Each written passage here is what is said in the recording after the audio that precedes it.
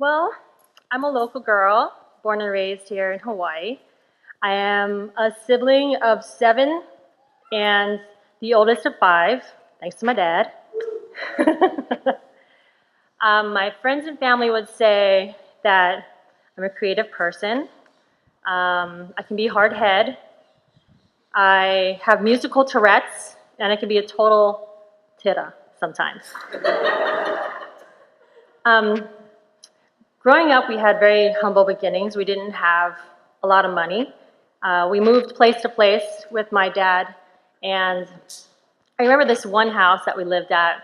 It was my dad, my stepmom, my brother David, and myself, and there was about 4 bedrooms and a ton of roommates.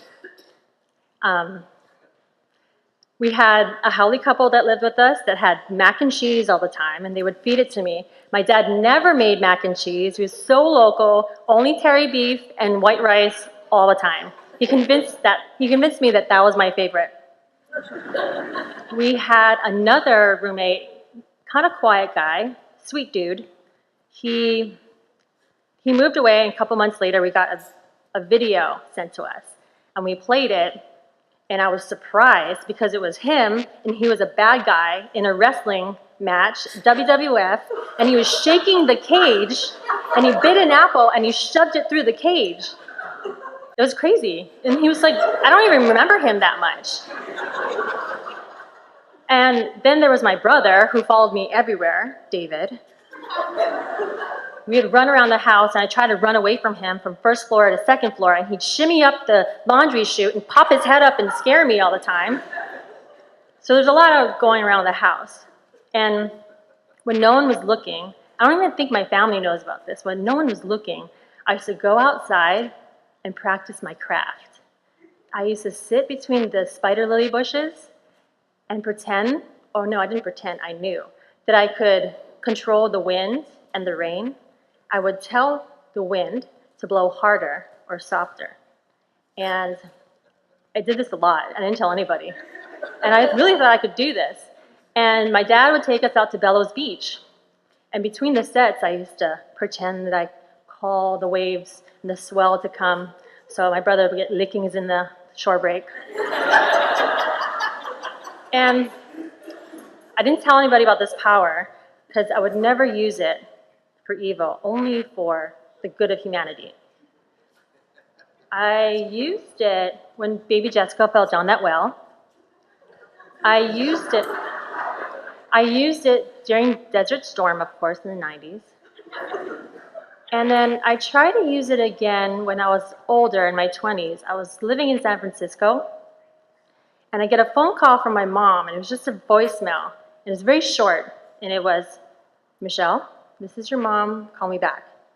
And I had this knot in my stomach. I was like either in trouble or something's happening, because 2 things. First, she never calls me Michelle. It's always Shelly. When she calls me Michelle, I am busted for sure.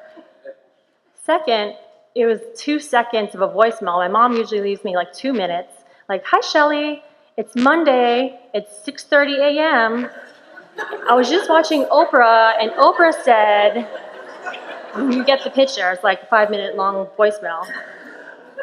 So I excused myself, and I called my mom, and she very seriously, carefully told me that my auntie was diagnosed with breast cancer. And I took a deep breath because I was overwhelmed. My stepdad had cancer as well. It's his 2nd time around. And I was just, overwhelmed at how many of my family members had cancer. And then she carefully told me that she too went to the doctors and found out that she had stage 3 breast cancer. So I had 3 family members with cancer. So I tried to use my powers again, for wind, for rain, for waves, and for cancer. I decided to move home to be closer with my family, and I took my stepdad and my mom to different cancer treatments. Totally, totally different. My stepdad, I would wheel him through the long halls of the basement to find the radiation in the back corner of the basement. After that, we go up the elevator to another office where they make you wait in this small little office, or I guess it's a patient room. The walls are like this dingy yellow color. Can't help but to look up and see those stained brown acoustical ceiling tiles. You can hear the humming of the fluorescent lights. It was depressing, man. It was just like, he just seemed like a patient. He just seemed like a number. When I went with my mom, it was completely different. We went to a newly renovated facility. When you walked in, there was a waiting room, and it seemed like a day spa. The nurse practitioner was so nice. She answered all my questions. I had 1 million of them. And my mom sat while she was getting her chemo in a reclining chair next to a window they offered her a pillow, a back pillow. They offered me water. They offered her a blanket.